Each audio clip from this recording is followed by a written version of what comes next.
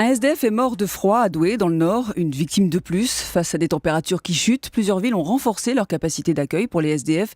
Mais avec quel résultat sur le long terme ? L'hébergement d'urgence est-il devenu un puissant fond, un immense gâchis ? C'est la question qui fâche ce matin sur Europe 1. Bonjour Jean-Baptiste Ayrault. Oui, bonjour. Vous êtes le porte-parole d'UDAL, l'association Droit au logement. Merci d'être avec nous en studio en direct ce matin. Je voudrais, pour commencer, rappeler deux ou trois chiffres qu'on n'a pas forcément en tête. Il y a en France, d'après l'INSEE, plus de 120, 130 000 SDF, dont à peu près 30 000 enfants, des chiffres en hausse de 44% sur une dizaine d'années. Quand on voit l'ampleur du phénomène et du drame, on se dit que les mairies n'ont pas d'autre choix que de parer au plus pressé, d'ouvrir des lits en urgence. On met à l'abri ces SDF.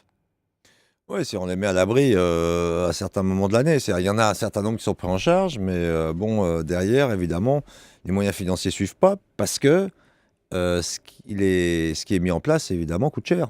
Et ça, au fond, c'est ça. C'est un peu un des gros problèmes qu'on a aujourd'hui en France.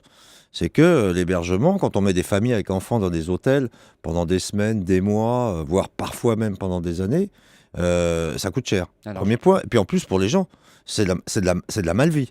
Parce que les gamins, ils sont éloignés en général de leurs écoles. Et les familles vont être baladées d'hôtel en hôtel, de département en département, par exemple pour l'Île-de-France. Donc résultat des courses, les gamins sont déscolarisés. On sait que 90% des familles qui sont hébergées dans des hôtels en Île-de-France ne mangent pas à leur faim. Parce qu'ils mangent dans les fast-foods, etc. Finalement, ça coûte assez cher. Et donc, ils sont mal nourris. Et en plus, ils ne mangent pas à leur faim. Et je vais donner un autre chiffre. Cette nuit, comme toutes les nuits, 30 000 personnes ont été logées dans des hôtels aux frais de l'État. Rien que pour l'Île-de-France, 30 000 personnes. Ça coûte environ 170 millions d'euros par an. Pour vous, c'est de l'argent qui est complètement gaspillé ? Oui, il y a une partie qui devrait effectivement être dépensée. Mais vous savez, en Angleterre, c'est ce qu'on dit nous depuis des années, ils ont interdit l'hébergement hôtelier plus de 5 semaines. C'est-à-dire qu'ils s'obligent ensuite à mettre en place une solution de logement temporaire. Ici, ça peut durer. Ici, ça dure, alors que la France n'a jamais compté autant de logements vacants. On compte quand même 2 600 000 logements vides dans notre pays. On a une loi, c'est la loi de réquisition. C'est à l'État de dire, OK, on y va, on applique sur les logements vides. On pourrait commencer par ce qui appartient à l'État et au pouvoir public. Parce qu'il y a des ailes d'hôpitaux, etc., des immeubles entiers qui appartiennent aux administrations, aux collectivités publiques et qui sont vacants dans les zones tendues. Mais on a également des millions et des millions de mètres carrés de bureaux. Donc, si vous voulez, on a les moyens de loger. Temporairement, d'accord, c'est pas forcément la panacée. En attendant peut-être d'édifier les logements sociaux dont on a besoin. On parlait des hôtels. Jusqu'à il y a quelques années, on avait beaucoup moins recours à ces hébergements en hôtel. Qu'est-ce qui a fait que ça s'est complètement emballé ? C'est qu'il y a plus de sans-abri. Alors, il y a à la fois les flux migratoires, évidemment, mais il y a aussi, encore qu'ils n'ont pas augmenté, c'est-à-dire qu'il n'y a pas une augmentation massive des flux migratoires, simplement il n'y a plus. Avant, on trouvait des hôtels meublés, on a trouvé des logements de mauvaise qualité, etc., dans les centres-villes, tout ça, maintenant c'est terminé. Donc il y a eu 15 ans de spéculation immobilière, de flambée des prix, montée des loyers, résultat des courses, les ménages aux revenus modestes, ils n'arrivent plus à se loger. Et ceux qui sont logés, ils sont foutus dehors. Donc, alors, on a les jeunes aussi qui arrivent sur le marché du logement, entre guillemets, il y a ceux qui perdent leur boulot, enfin bon, bref, on a une situation où les classes populaires aujourd'hui ont de plus en plus de mal à se loger, à se maintenir dans leur logement. Bon, oublions pas que les fins de mois sont dures quand même pour les gens. C'est-à-dire, il faut payer les factures d'électricité qui ont augmenté, les loyers qui ont flambé, les allocations de logement qui sont rabotées parce qu'il y a des politiques de rigueur. Donc, si vous voulez, tout ça, automatiquement, ça pèse sur les classes populaires. Et moi, ce qui me révolte un peu dans cette affaire, c'est que d'une part, il y a les moyens de régler les problèmes, parce qu'il y a les logements vacants, j'en ai parlé.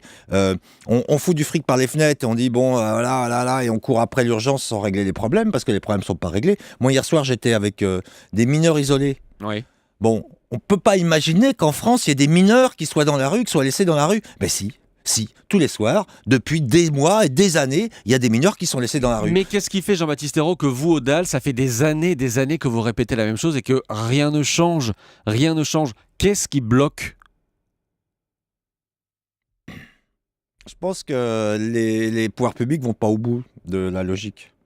La logique, ça serait de dire, une personne est à la rue, donc on la remonte et puis on la loge. Il y a une loi qui dit ça. L'article L345 du Code de l'action sociale dit ça.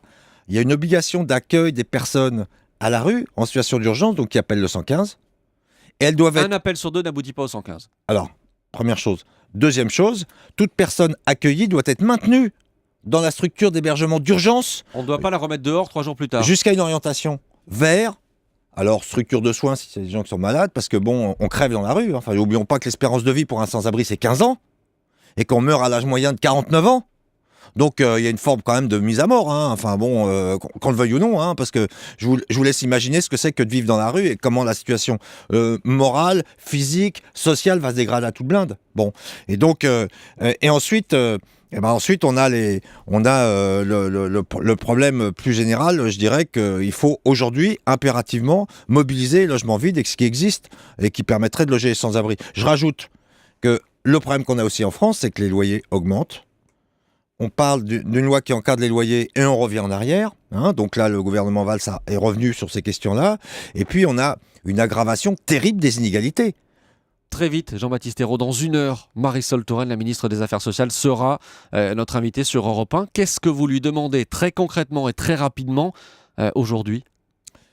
On lui dit, madame, tout cet argent que vous mettez dans les hôtels, utilisez-le à louer des logements dans le parc privé, comme font les Anglais.